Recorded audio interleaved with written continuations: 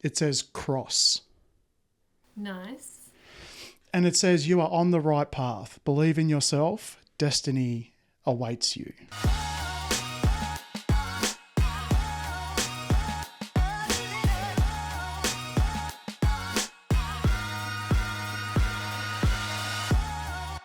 Hello everyone and welcome back to Accidental Ascension. Wow, we have taken a bit of a break. By we, I mean me.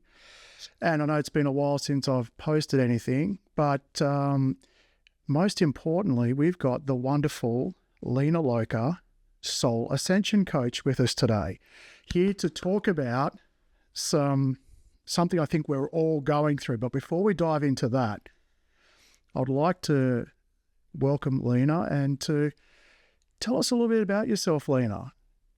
Sure, David. So I am a Soul Ascension Coach. My business name is Lina Loca by Lina because the journey of ascending is a bit crazy.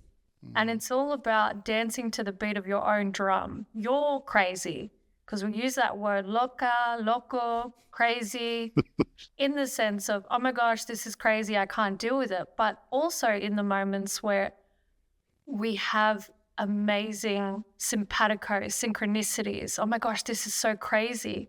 I can't believe, this is happening. This is wonderful. This is magical. So there's a lot of things there, and there are a lot of meanings to my business name and what I do and who I am. But that's just as a small snippet of Lina Loca. I have been a coach for 8 years professionally, coaching, and I'm also a yoga instructor. So among other things, but I don't like to put too many titles, but for interpretation and understanding, this is who I am, this is what I do, this is my purpose. And yeah, the whole art of Soul Ascension Coach is guiding my clients, facilitating a space, holding space for my clients to align with their true authentic self. And the path of ascension can be rocky. It can be challenging. It can feel like the weight of the world is on your shoulders before you come into the next level of your journey and embodying those gifts and lessons and abilities along the path of ascension. So, yeah. Yeah, you sort of mentioned it, the whole journey can be a bit rocky. It can be a bit whatever, sort of like it's a foregone conclusion. It will be. Yes. It will be brutal. It will be beautiful. It will be challenging. It will be chaotic. It will be all of that. So I think, and that really ties in neatly to what we're going to be talking about today, which is, I think overall there's just like this energy. I think everyone's feeling, I know certainly I've been feeling it, and I'll get into that a little bit later about how that's sort of been affecting me and what I've been doing with it. But I think overall there's this sort of energy where everyone's sort of being pushed. I think I sort of spoke about it off camera, talking about, it almost feels like this birthing thing, like this real pressure that's like you got to push yourself through and then get through that to then something else to happen. But at this time, kind of feels like that sort of real pressure. Yeah. And I guess what you're saying is how you help people is those who are wanting to, I won't say it's necessarily fast track, but to be able to have access to knowledge and experience and all of that with the ascending process, if they're, resonated or called to do that they can sort of work with you. But how have you been finding, I suppose, the energy so far, like over the last week or two? The last week or two, yeah. So I think a couple of weeks, it would have been a couple of weeks ago, I posted on my page about exactly what you're saying. My metaphor that I attached to it is, it's that gurgling, like when you pull the plug of the bathtub and you let the bath water run through. It's like a vortex, gurgling, gurgling, gurgling, gurgling, and then you hear it. It's really loud, right? It's really loud when it's at the final stages of the bath water draining. Yeah, the final stages. It's where the pressure builds up, like you're saying, to be birthed into this new reality. So collectively, we're all going through this, and I tap into my astrology, and that is the energy. Also, Earth is moving through a portal at the moment. Like we as Earth, on Earth, we are moving through a massive portal. And this portal is pushing us into a place of oneness. So we have our collective consciousness, but the awareness of oneness, the awareness of everything is connected, the awareness, it could be, and also for Ascended Masters, that sort of thing. The ability to communicate telepathically is also there on this particular vibration that we're moving into, the reality. So we're all getting an upgrade of gifts. I also look at the Schumann resonance. I'm not sure if you're familiar. Love it. Absolutely. I'm wondering how much white has been going on the last couple of weeks, like and that's it. Snowstorm. We've had a lot of electromagnetic surges, light codes coming down. And with those light codes, it affects us, it affects the planet. And we have had a lot of big solar activity, light codes coming in for our reprogramming. So it hits our DNA, conscious, subconscious, wherever you are, for those upgrades to occur. And it's a recalibration. So the challenges, when it is, that plug hole, it's those challenges coming in, reprogramming, re-updating our hardware, our mindset, our abilities, strengths, skills, all of those things. But with that comes change in our life. Big change. Can be rapid initially, and we have those tower moments where we feel the earth underneath us shaking and somewhat of an earthquake, but it's stripping away false foundations that no longer serve us. We also have Venus conjunct Saturn. And that puts a strain on. So Venus rules. It's like relationships and romance kind of thing. Yeah, self-love. Yep. Relationships and finances. Saturn conjunct Venus. It's a hard aspect. Saturn is probably why we're feeling the pressure, right? Okay. Among other things, there's other planetary alignments, but we'll just keep it in this particular conjunction. So with that being said, you're going to feel over the next month or so, you're going to feel like maybe a pinch at your pockets. This is also a time of relationships being tested. So those relationships that have a weak connection, they will fall by the wayside. And it's all about allowing it, letting go, not remaining attached to anything. It's in Buddhism, they talk about connected to everything, attached to nothing.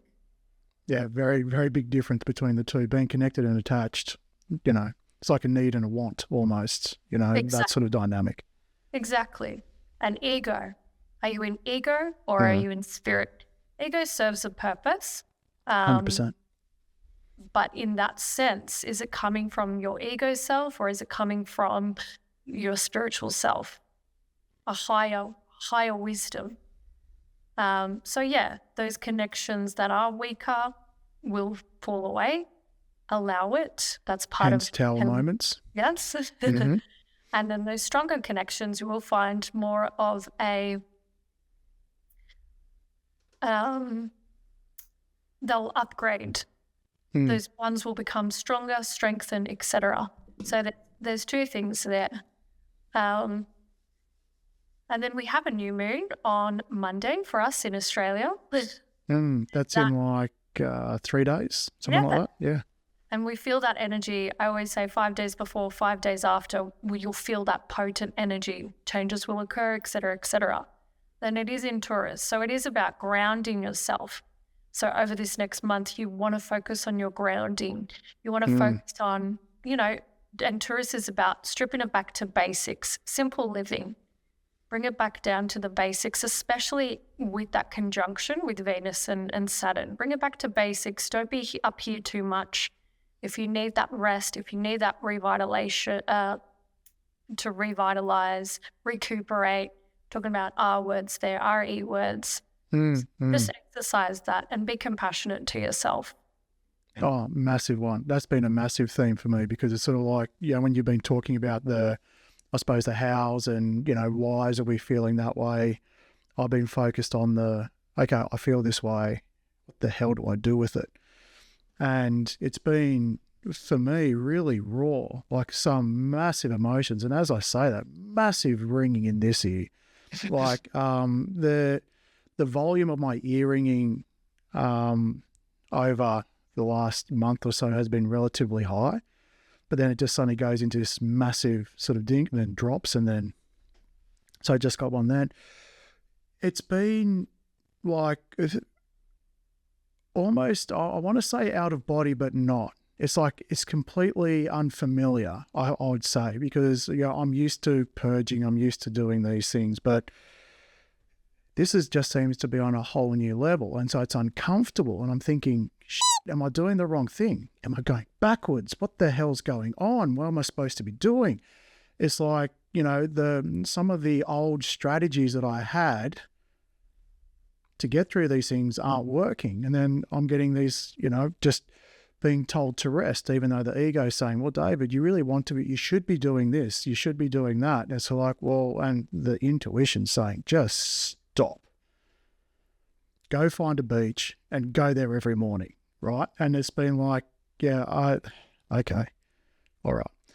And the amount of emotions that have come up over small things and the amount of emotional purges have been unreal.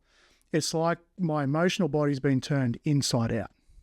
Mm-hmm. And so every little breeze brings a tear to your eye, because you're that just absolutely on fire. So if anyone's out there resonating to it, my heart goes out to you, because, it's rough. But everything you just sort of said, especially when it comes to being gentle to yourself, it's so important, especially for me, where it's sort of like, I've come from being a doing guy. My value comes from the things that I've got, the stuff that I do, what I know, and all of that, as opposed to, what if the value is me just being and doing nothing, or whatever it is. And so the purging that's been coming up, and just like, that ugly cry, like that real sort of, the cry, you like, I was lying on the side on the pillow and the drool's coming out, like they've absolutely fully lent into it, because I'm a big believer that when you're gentle with yourself and this is happening, it's happening for a reason. And obviously what is coming up, what is coming out, is not meant to go with us where we're going. Correct. And so instead of, I'll love to say I need to get out of my own way, right? So like the ego side. So if I need to cry, if I need to go to the beach at sunrise, if I need to do these things, stop questioning, just do it. Exactly. And, yeah. And with that being said, like I mentioned off camera, life happens for us, not to us. It's a very powerful reframing statement, like I mentioned, is we need to reframe our thoughts, because that's medicine as well. Our thoughts, we take them for granted sometimes, if that's what I want to say. We just think, oh yeah, I'm thinking this, but a thought over and over again turns into a feeling. Then it evolves into a belief. And then it goes back in to the thought and strengthens that. And then now we have this negative belief pattern system. We're embodying that negative energy, because our beliefs are behavior. They turn into behavior. And we want to, this is the ego self dying, stripping away, being reborn, having that phoenix moment after your tower moment, and everything is rubble, the lightning bolt has hit Hit the tower because And you're too comfortable. exactly, exactly, slipping away of the old self. And this is scary. This is part of ascension. These moments can be scary, frightening. We get into, our mind goes everywhere because it's like, oh, what's going on here? I don't know how do I navigate out of this? And like you mentioned, the old ways of navigating through your ascension aren't working anymore. That's another thing. That's next level. But also, before we dive into that, we had a new moon in Pisces. So if you can think about it as new moon in Pisces in February. Okay. And the new moon in Pisces in February was at the anaretic degree, which means it's at the final. So for example, if you, like, it's like the Mayan calendar. The Mayan calendar predicted everything up until a particular point. There's 2022, okay. I would say. And 144 on my timer at the moment. Oh, yep. Gotcha. Yep. So in terms of Pisces being at the anaretic degree, it is literally that new rebirth. So Pisces is an accumulation of all of the zodiac signs, all of that wisdom and knowledge of literally all of the zodiac signs. And then we go into Aries. We're currently in Aries season. And that is literally the clock, the final hour in the Pisces. And it has to be, this new earth has to be birthed under the spiritual sign of Pisces. It's the most spiritual sign of all of the zodiacs because it carries the weight of all that wisdom. And the fire, I'm talking about metaphorically, water being drained and then alchemized into fire. Aries element is fire. Pisces is water. So the alchemy of that, the water into fire, and the phoenix, like I said, that phoenix rising from the ashes. You can kind of see what I'm saying here. That's that rebirth energetically that happened February. But this is it. The effects can take some time to really show up in our conscious, really show up in our reality, because this is 3D. Right. Yeah. Okay. Something came to me as you were saying that, sort of like the Pisces to Aries. Now, if you had said, David, describe Pisces, I wouldn't have said it was the wisest. I would have said it's the dreamiest. It's the, emotional and this and that. It's like very fluid. But to say it's the wisest, it makes a lot of sense because it's kind of like at the calendar, it's right at the end. It's the accumulation, all the way down where like Aries is like the start, the warrior, the rush, the fool, all of those kind of things. And then you sort of said coming into Aries, it's like that going from sort of 11:59 to 12 o'clock, right? And I've been getting this sort of sense, and other people have been saying it, it's like we're in this sort of in-between energy. The void. Yeah. What's it's that? Like what has been has kind of finished, and what will be is about to start. But it's just about to start. We're not quite there yet. And so it's sort of like you look back and go, oh, that's not for me. Then you look forward and go, but I'm not quite there yet. What the do I do in the meantime? The biggest advice is don't go backwards, because that temptation comes in so much, and then people are repeating that cycle, get stuck in that karmic cycle. It can take double the time for you to get out of that. So biggest advice, and you hit void stages throughout your journey. Sometimes it can be every 3 years as well. But it can differ depending on, yourself. So with that being said, the void energy serves a purpose. Why do you think that is? Well, out of nothing, anything's possible, right? So if nothing's defined, But for me, I like definition. And I guess that's part of the lesson, right?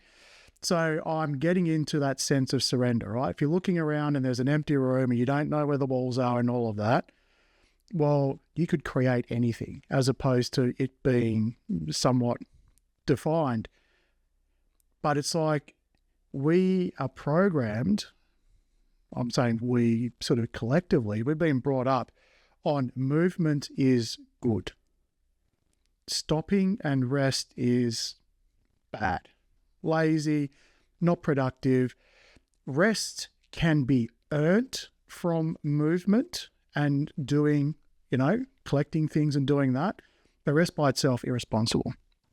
So when it comes to this sort of void space and this energy I'm getting of, David, just stop and just do this. So like, oof, my ego is somewhat in check.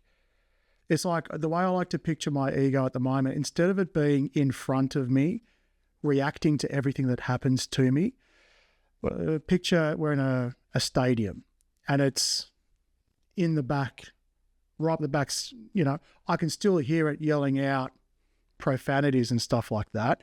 But it's like, yeah, okay, he's still here, right? He's never going away, but it's not in control of it. That guy hates void. That guy hates still. That guy is looking for something.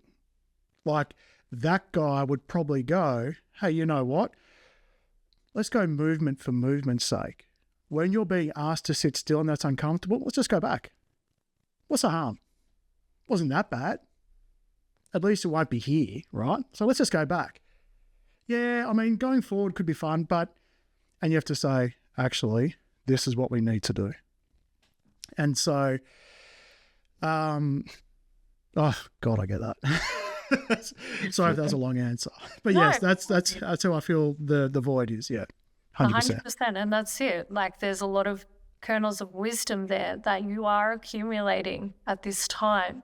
So, okay, so firstly, the ego self, it's still there, it's still at the back, but you know that you're not paying attention to this aspect of yourself in this way at this time.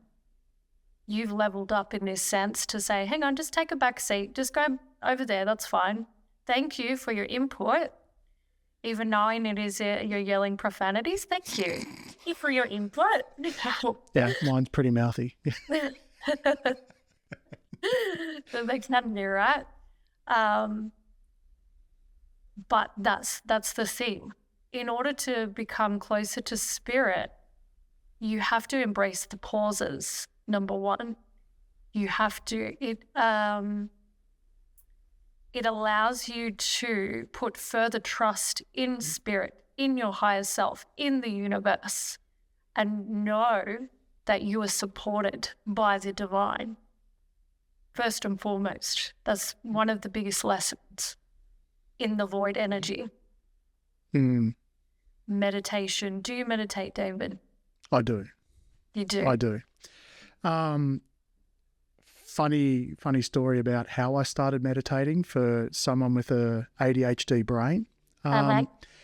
It was horrendous, absolutely horrendous. So I got recommended transcendental meditation, right? To anchor in on a sound. And that was like right at the start of the healing journey. I actually combined that, so meditation plus journaling, around the theme of consciously looking at vulnerability.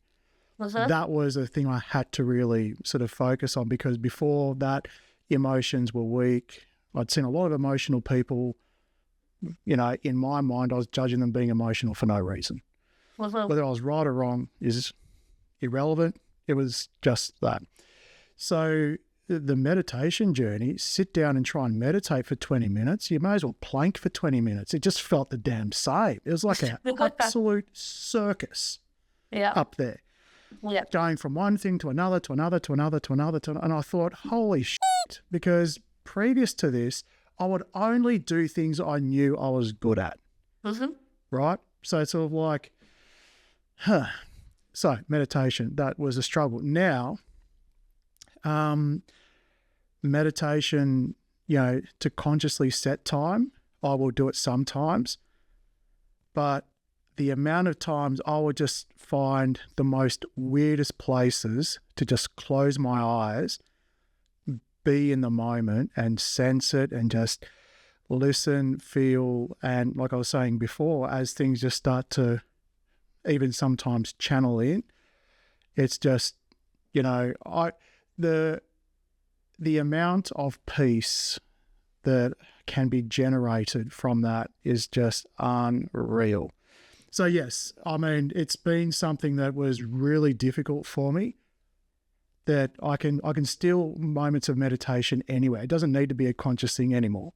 And I absolutely love it. So in saying that, that's where, for anybody out there that haven't tapped into their meditative abilities, the void is exactly when you want to exercise it. Because where focus goes, energy flows. And if the energy is still, if the energy is in that void where it is still, you need to appreciate the pauses. And the best way to do that is with meditation. Because that brings you into a clearer space.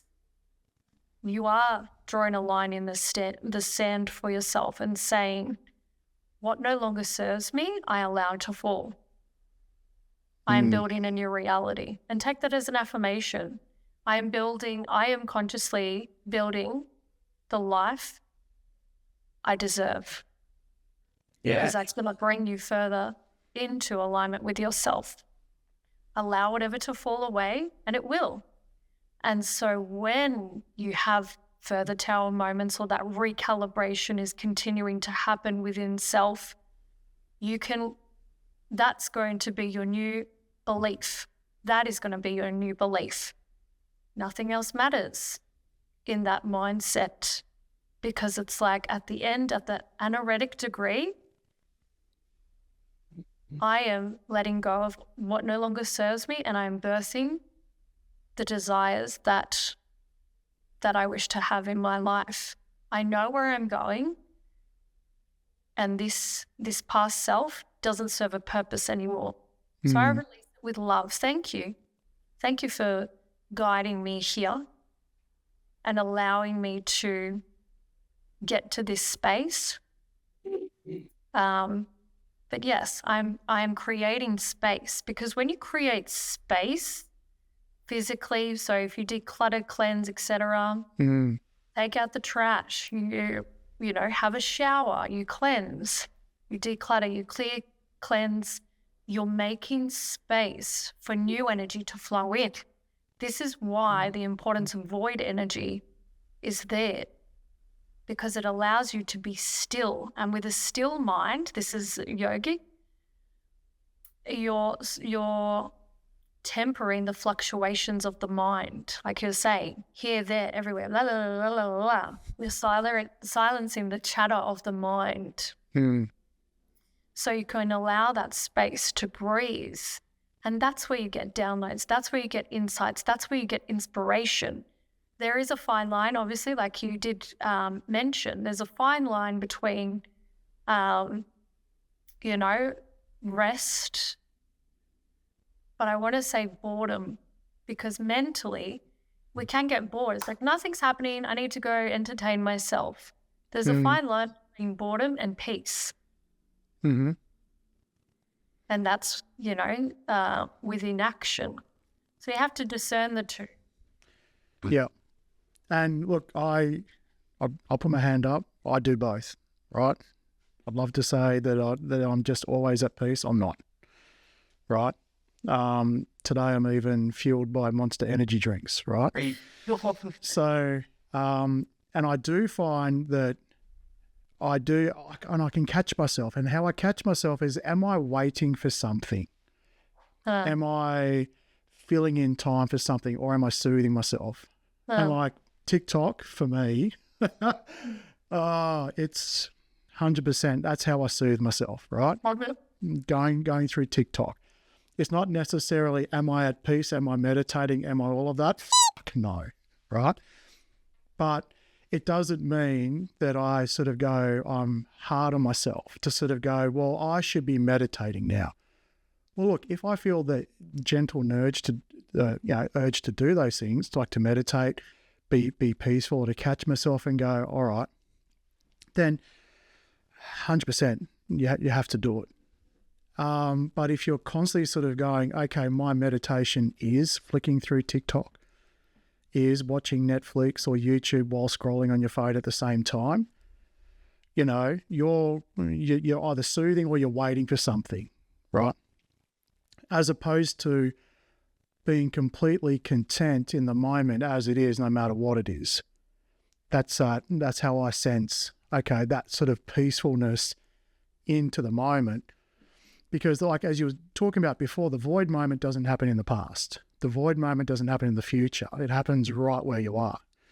And the thing that I've found, again, sort of coming from a very logical mindset, very sort of masculine headspace, is, if I have a warehouse, I can fit a lot of stuff in there and I don't need to completely empty it to put new stuff into it. However,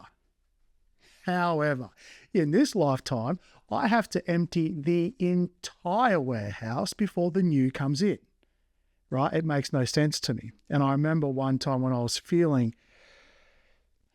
I'll say victim mindset, like why? Almost tempted, like that kind of feeling that this is happening to me. How long is this going to happen to me as opposed to for me? And I asked the question in my mind, why does it always have to be you let go first before the new arrives? Why can't you just get given and then sort of swap it out? Now, in this analogy that came through, and this doesn't fit with everything, but in this particular instance, when it's like, why do we have to have the tower moment? Why can't we kind of see what's coming? And then we'll sort of go, all right, I'll jump down the tower and I'll go over there because I know that's coming. It's going to be great. Well, it's like, imagine you have a glass of juice and over time that juice gets tainted with different things, limiting beliefs, trauma and all of that, and it turns into something pretty rancid, right? I'm thinking to myself, okay, go on. Now imagine as you're healing, you're emptying that juice, right? And you're healing, and the first part of healing, you're like, wow, I'm healing. This is amazing. Love and light, everyone. Jeez, I should have been doing this ages ago. And you get deeper and deeper. Now you're sort of going, oh, this is a bit rough. And you go deeper and deeper and you're like, this is brutal. You get deeper and deeper. You're on all fours, crawling along, going, okay, when does this stop? Deeper and deeper. And you're sort of squirming along the ground as you're sort of healing.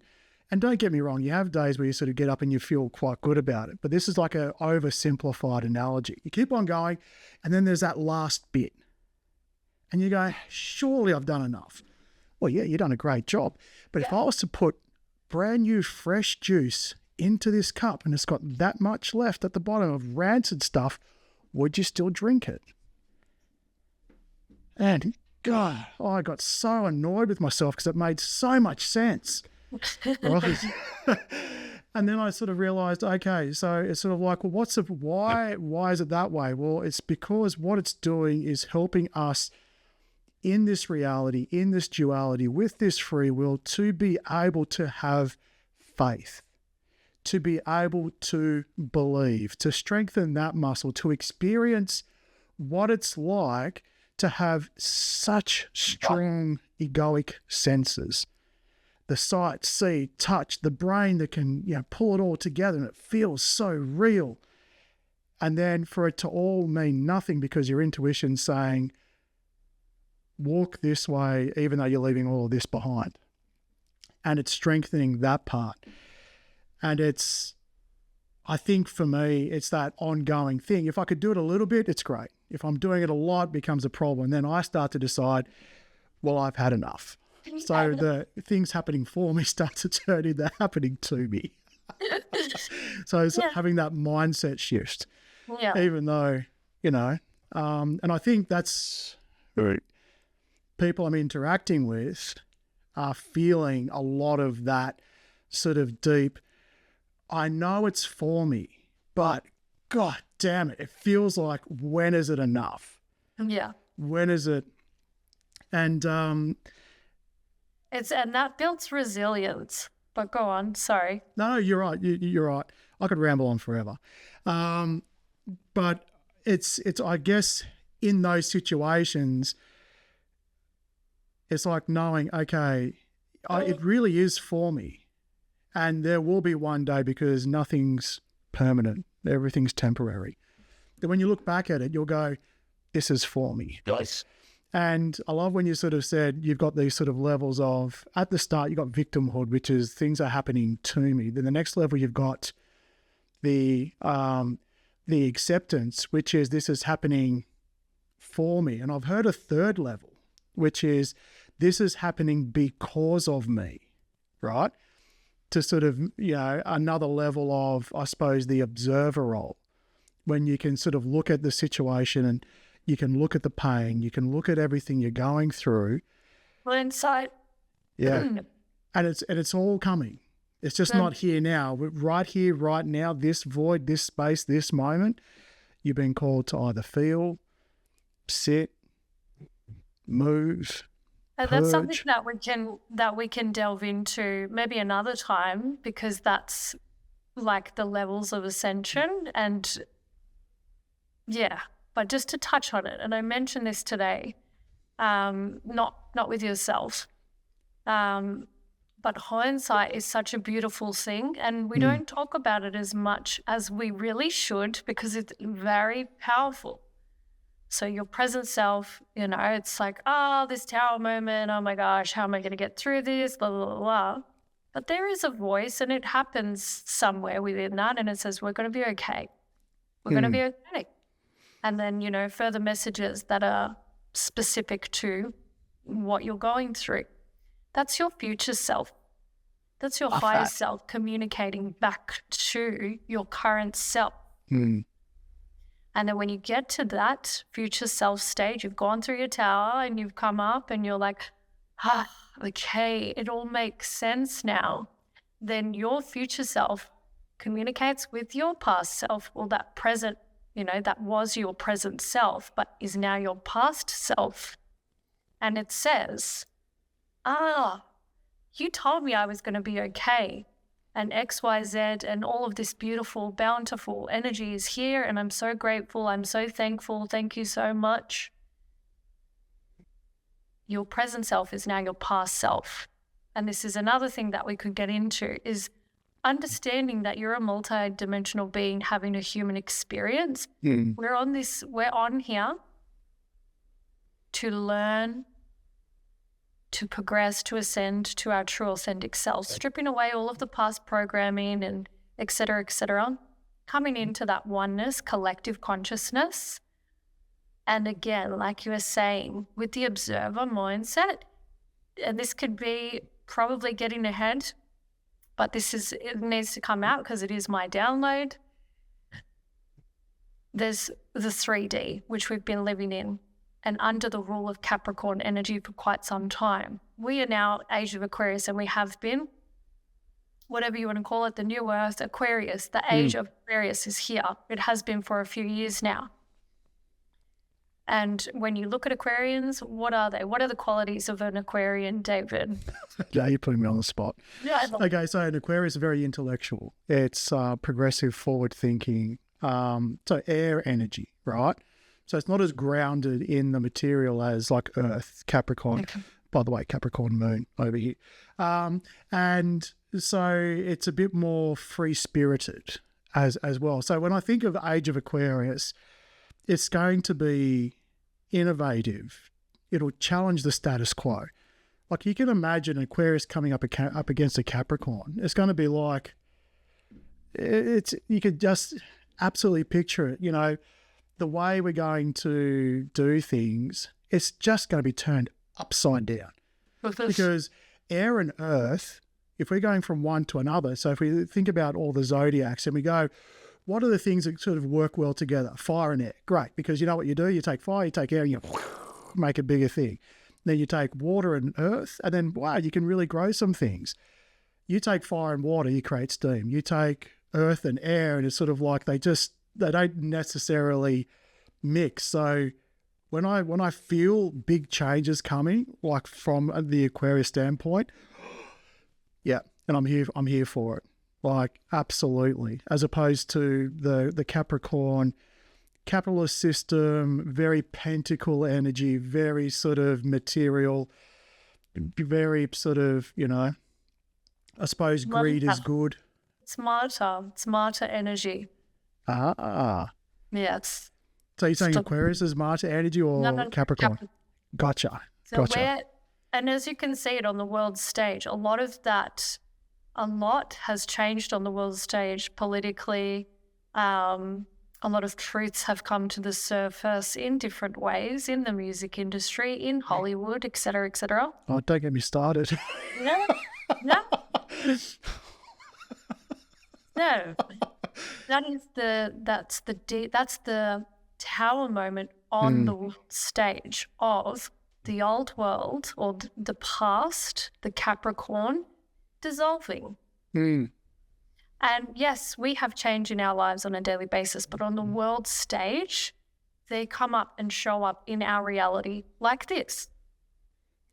So sorry just to interrupt, but you make such an incredible point, because just in this, you go back 50 years, right? And it's like all these conspiracy theories and all of that was nowhere. We come right now, right? We have Hollywood collapsing, right? And yes, we've got some musicians doing some really funny things with some funny, lotions and stuff like that. But then we've also got other actors, and like there's all of these things. Like when people say the veil is thinning, like it feels like it's at record level.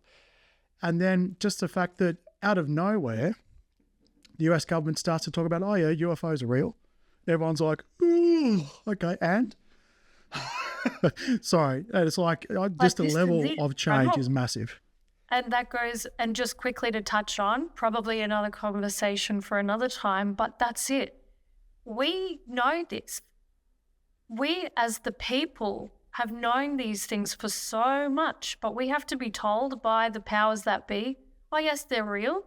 Like you said, we already know this, but if the people have the power, this changes the whole dynamic. And this is what Aquarius energy is. It's humanitarian.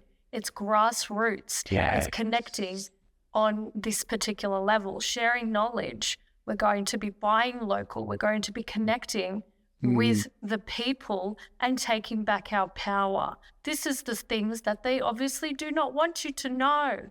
This is why I do what I do, because I am very firm in my truth. I am very firm on my mission. I have been on my mission for a few decades now, awakened, like fully in my awakened energy, and obviously always learning, growing, progressing. The relationship between the mentor and the student, it goes hand in hand, and that's very important to remember. As leaders, we are not bosses, we are leaders. We are here to empower each other. We are here to hold on to that trident. I say it because Age of Aquarius, hold on to that trident with our people. Humanitarianism is a big trait of Aquarian energy. Collective consciousness is coming back to grassroots level in that sense. And you go back a few hundred years, that's what we were doing. Simplified. We were living like the farmers actually were down the road. More and more people will be turning to sustainable practices. It's been obviously in my conscious realm for a long time. Like I want to grow my own produce because there's too many chemicals in XYZ, blah, blah, blah. Do you know what I mean? Like it's those little things, those little penny drop moments that we have. Okay, the water, there's issues with water. Why are we paying for water? Do you know what I mean? Like these sorts of things will continue to come up. Big, small, personal, external relationships. This is part of the shift that is occurring and the energy that we're in.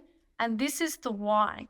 The void serves a purpose because it needs to, like, for example, if you're selling a house, you get it cleaned, before the new people come in, energetically, the remnants of the energy of the people that were in that property needs to kind of be released and move on before the new person comes in. Anything. And again, like you were saying, what is the purpose of this stillness?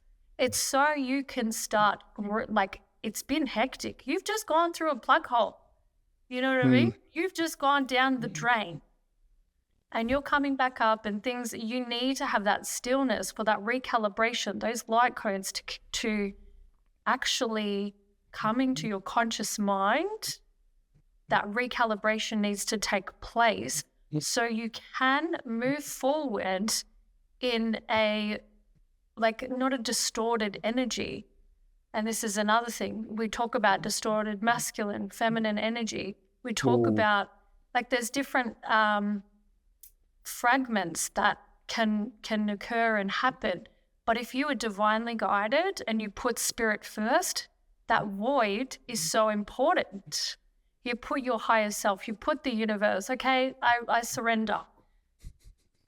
And then it flows to you. You're holding on, that's the art of manifestation. If you're holding on to your manifestation, oh, when is it going to come in? You check it, you haven't released it for it to come through. It's like ordering a meal. You're constantly checking the chef. Have you made it? Oh, actually, I've changed my mind and blah, blah, blah, blah, blah. I don't want this. I want this. I want that. They don't have time to make a meal. And also you're harassing them.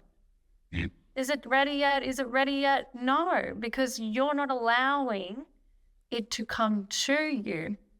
So the biggest affirmation, the biggest mindset shift that you can have in the void is, like I've already said, meditate. And the point that I made earlier, go on now because we're moving to this next point, is having faith, unshakable, unwavering faith. The reason why, and like I was going back to the download that may be quite ahead of its time, I know it is, we're moving to the fifth dimension. The fifth dimension is where telepathic communication occurs. Do you know why we can't? Like we can, but it's not a exercised thing amongst humans as much as it used to be. The reason being is because deception lies. Earth and a vibrational energy was in the fifth dimension. Then we polluted it, we did the programming, it's in the 3D.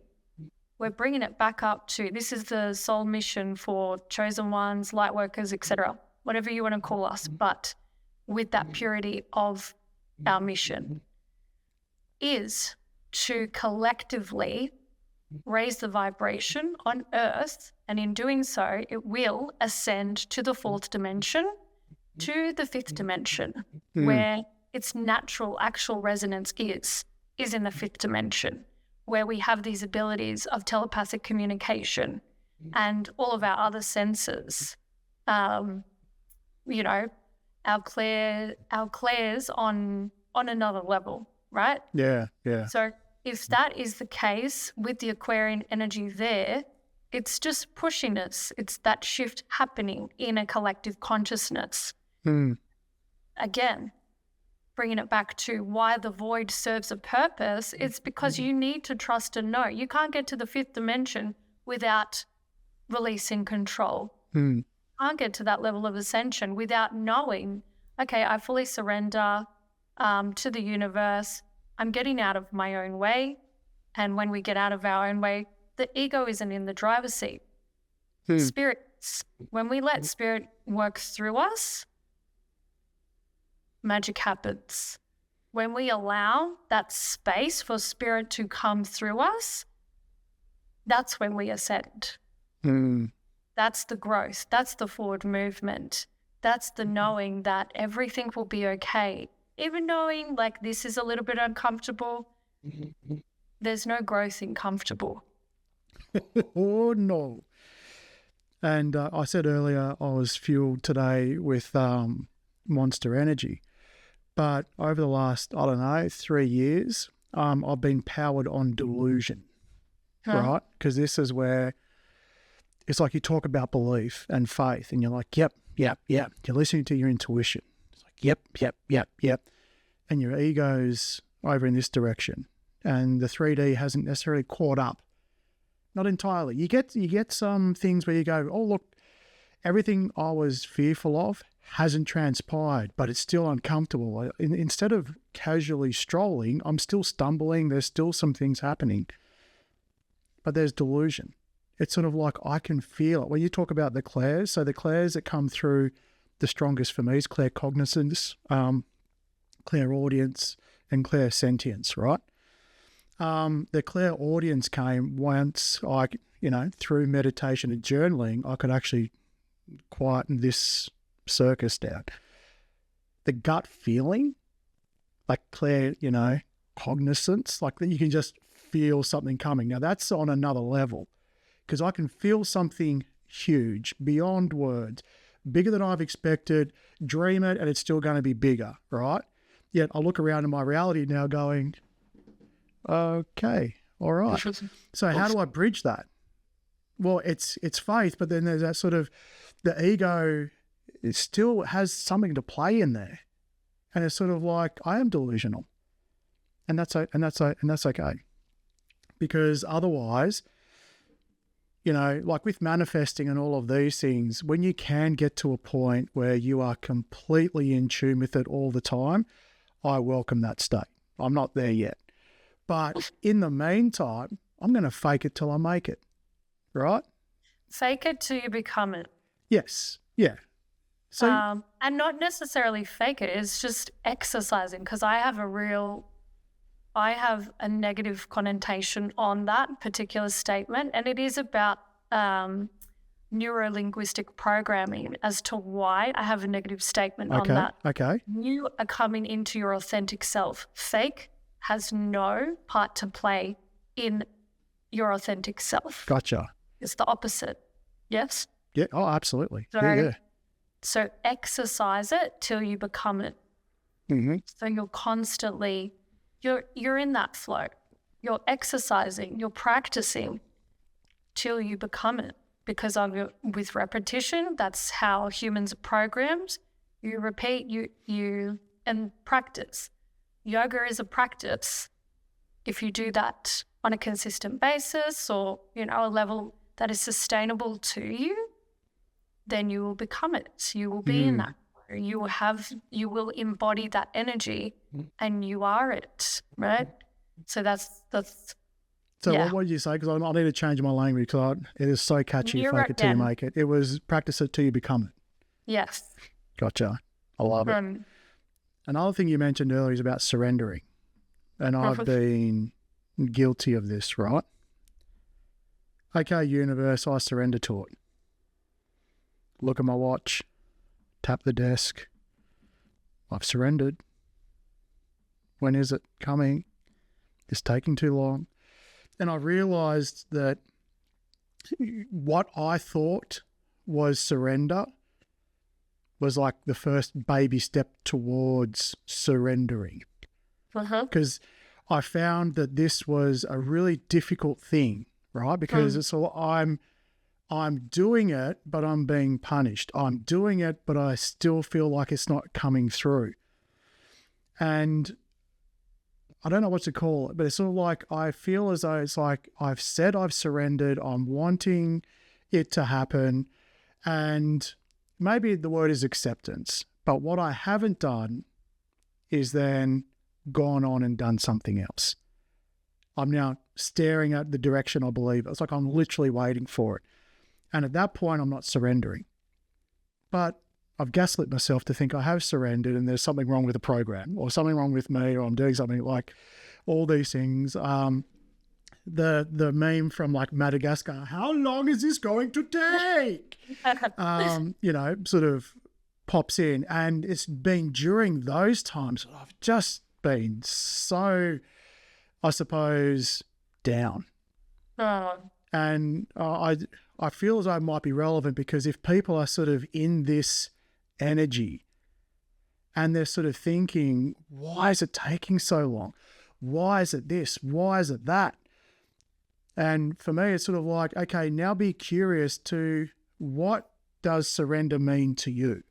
What does it feel in your body? It's like you can have this difference between the awareness of a theme or a topic and the embodiment of a topic. And so for me, embodying embodying surrender means I know that's going to happen and I haven't thought about it in a couple of days. And I'm moving on with it. And it's like, but I can't not think about it. Have you surrendered? Well, how do I surrender? So I've got an analogy. Love it. And it just came to me in this moment, and it's very prevalent. So, for example, you're cooking, you're making a beautiful lamb shoulder stew. Chopping up the vegetables, you're like, oh, this is going to be great, smelling the garlic, everything. You're like, this is what I'm going to be enjoying, and I can't wait. You could even change your language there. Okay. Do you know what I mean? When you say, I can't wait. So you've prepped it, you've put it into the slow cooker. Now what do you do? What do you do, David? Do you sit there and watch it? Dun-dun-dun. No, you go and play. Play is so important. You need to allow yourself to play. Okay? So use this analogy. You've made your stew, you've put it in the pressure cooker, and you can't wait. And you know that when it gets to a certain stage, you'll be smelling those wonderful flavors. Those flavors will be wafting through your house, out the window. And if you're going gardening, because that's what your play is, that's what you've said to yourself, while my stew is in the slow cooker for 4 hours, etc., I'm going to go play in the garden, do some gardening, get into the sun, put some music on, hear the birds chirping, all the right? That's your time to play. Love that. Because as you were doing that, as you were playing, you're cooking up this beautiful thing over here. You're enjoying yourself over here because you do have the downtime, right? What do you do in your downtime? Use that as a starting point in those little moments. Are you filling them with play, or are you filling them with anxiety, stress, worry, doubt, etc.? I love it. Sort of like that's biggest question. What do you do for play? What do you do for fun? What do you, as opposed to, how often do you see people when they're waiting for a bus, or are they head down in their phone as opposed to just looking around, or in between things? Like you mentioned, what would you do? And I answered it, I'm like, well, if you're cooking, I could definitely see there's going to be some incredible music and dancing afterwards, right? But, for myself, it's sort of like, okay, well, while that's happening, I'm going to head down to the beach. I'm just going to sit and look. Chances are there's going to be dogs that are running around, and I'm just going to experience people, a smile, whatever it is. Or, and we'll say that version of me exists 30, 40% of the time. The other 60% of the time, he's probably going to sit on the couch and look at TikTok, right? No. But it's that thing of, okay, do I know what I do for play? Or do I not know? And it's sort of like, and if you're watching this, it's sort of like, what do you do for play? Put in the comments below. Let us know what you do for play, because before, many years ago, I never played. I only soothed. That's all I knew how to do, because I just didn't know. I just wanted to just stop the hurt. Right. Just to stop all of that. And now, like, I can take the kids down to the park. They can go on the swings. The youngest one, William, who's 9 years old, just gets a little bit grumpy because it's all like, man, I don't want to play video games. I'm like, you've been playing all day. Let's get out. And you are changing the ancestral lineage there. Oh. You are breaking that ancestral trauma. Boy, because have I got stories for you. Yeah, exactly. It's more ways than one. Yeah, but thank you. In this day and age, they're on the games, right? And are they out playing? There is a magic in it, and we are moving. And the reason why this is probably coming up and being broadcasted out is because it's so important. Like you said, do people know how to play? I've been doing this for many years because I was raised in a conscious environment, but went through my conditioning, and I was like, got to a stage, what do I do? What is play to me? I figured out those. I figured out, okay, well, I enjoy X, Y, Z. These are going to, and you pick 5 or 6 things. When you have 5 or 6 things, then you can swap them out. Do you know what I mean? You can swap them out and be like, oh, I don't really, like one is high energy, one is medium energy, one is low energy. What are those things that are actually going to feed my soul? Getting out in nature is the biggest one. Getting out, connecting with nature, and just taking it in. You're grounding there, but you're also receiving messages and being open. Like when you do that, that's, you know, definitely one of mine. When I do that, I am just existing. I'm being. I'm in my being. Not my humanness, I'm in my being. And when I'm doing that, I'm connecting with all of nature, and I'm just in my zone, and I'm a little fairy, pixie, you know, woodland creature, dancing around, etc. Yeah, and it's beautiful. Stress, worries, and fear, because that's your time where all of the stress, worries, and fear should be out the window, because you have time to enjoy. What do you do with your time? Are you stressing, worrying, counting the clock? No, you're waiting for your food, go play. Wait for the waft of the smell, because that's a vibration.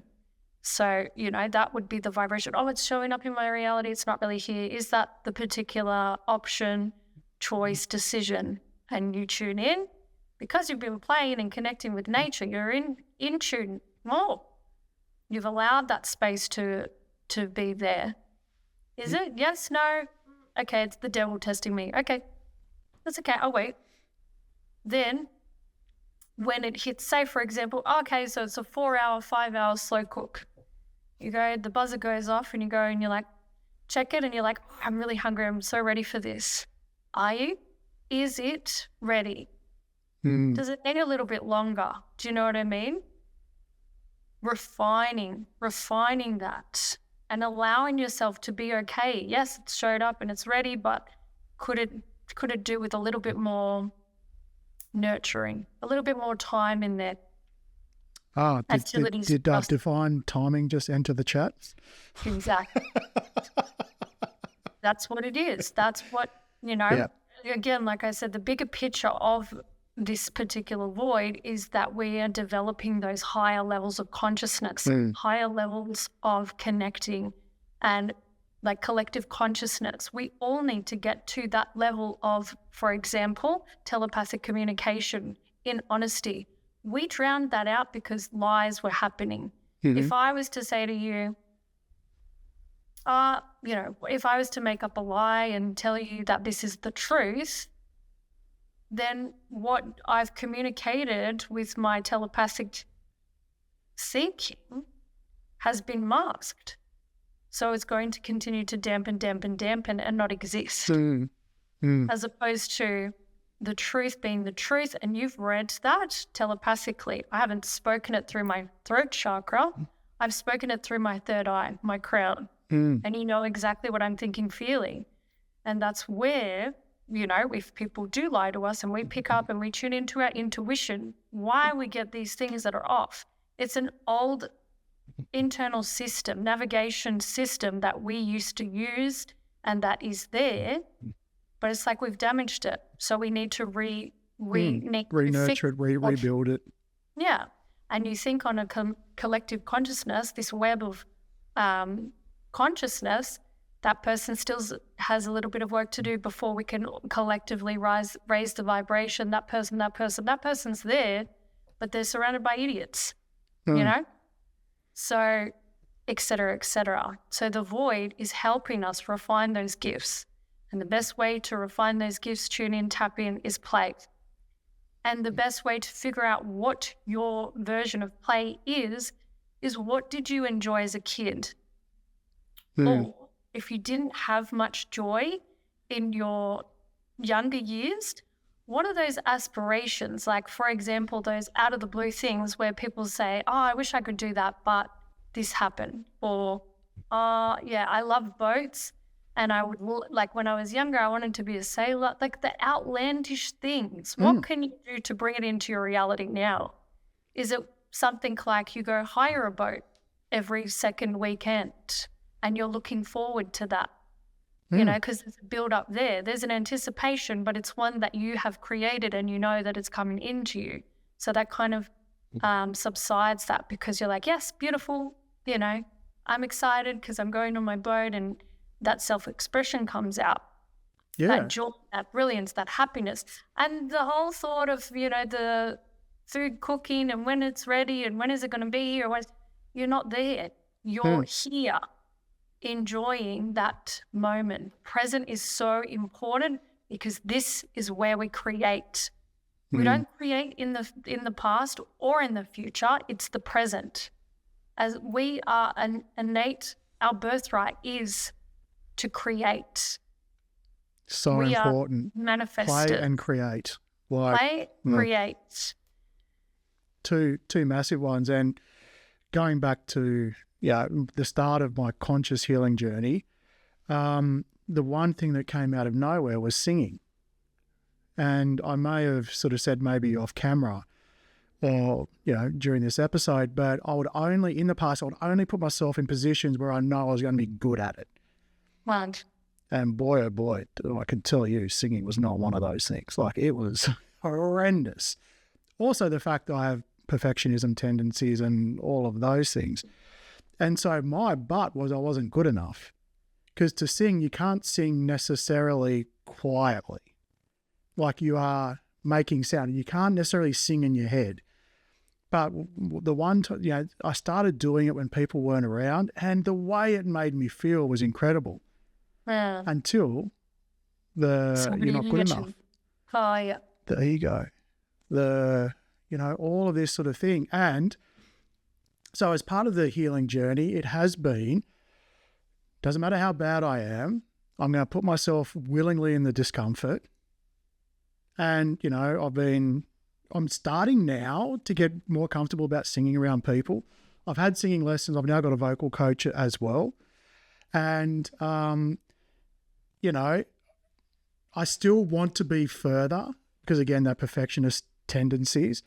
But so like what you're sort of saying and what I'm sort of relating to the listeners, viewers, is if you've got this thing that you're driving to, but, what if there was no but? What if you could just do it? What if fuck the buts, right? Well, actually, I can't say that.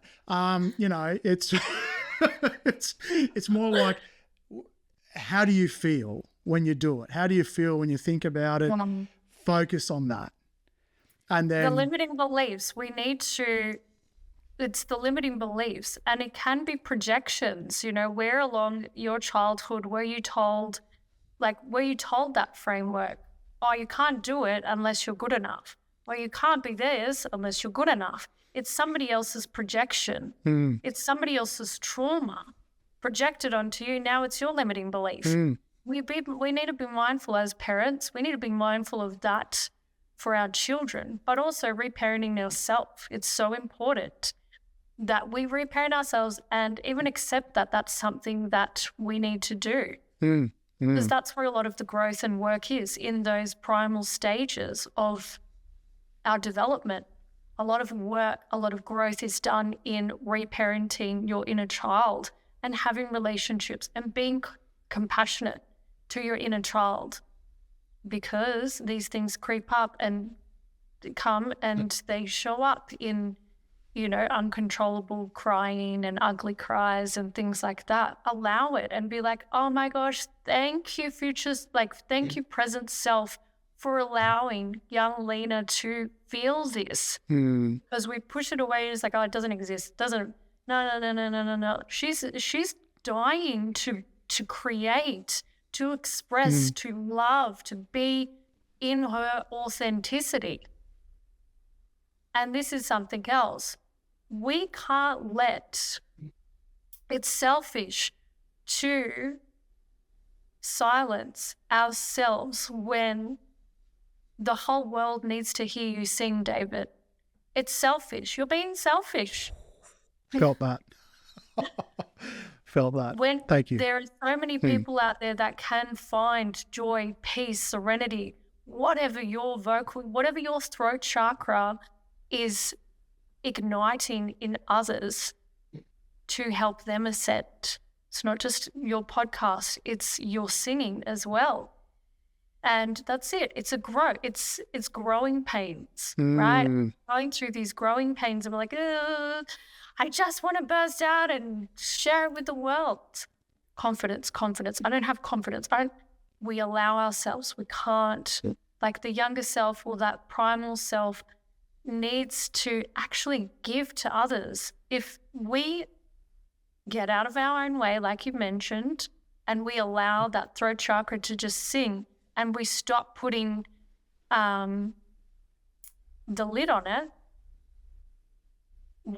how are people going to be receptive to you? You know, growth is about, like, success is about failure. You're going to fail. And when you do fail, it's about accepting that. And failure is part of success. If you don't fail, how can you be successful? Well, you're not trying. Yeah. Yeah. No one's got a 100% hit rate. I mean, I'd love to, but... And you change, and that's it. You change it up. Okay, maybe it's not that. Maybe it's this. Maybe it's that. You exercise. You play in different spaces, but you allow that. The first and foremost is you allow your throat chakra to sing, because that's what you want to do. Might be a bit uncomfortable, might be this, might be that, but dreams die in the comfort zone. Well, it's been incredible, Lina. I know we could talk for hours and hours on many different topics, but I think we'll wrap this one up. So give the listeners, the viewers, some details on where they can contact you and how to find you. Yeah. So I'm on TikTok. I stream most evenings, daily lives. We talk about these sorts of things on my daily lives. It's La Vida Loca by Lina, I'm pretty sure. Oh gosh, I hardly ever look up myself. And that's okay. We'll put it in the show notes below as well.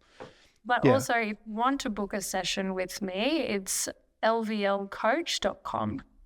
Love it. Put that in there. But I do this work. It's my mission. I'm very passionate about it, but it's my flow. So I just enjoy it. It's my purpose. And I'm learning and growing every day as well. So it's lovely to be here on this journey with you, David. Yeah, absolutely love it. Just the way you talk, the energy, the way that you're authentically in it, I can absolutely feel it. And I know the listeners will also feel it. And you know, everyone, hopefully this episode, if you have been feeling a little bit stuck, if you've been feeling the weight of it, hopefully we've given you some tips. Absolutely hit Lina up if you're wanting some help to be able to, you know, get out of this, because it might be a sense of, okay, there might be a limited belief on, but I don't have the money, I don't have that. Well, reach out, find out. You never know that there could be things like, what's the cost of not doing something? But in the meantime, be gentle, play, create, you know that this too shall pass, even though it might take a while.